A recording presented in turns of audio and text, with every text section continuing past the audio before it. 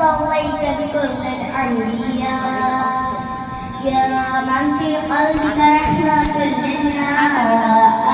يا من أوقت قلوبا بالإسلام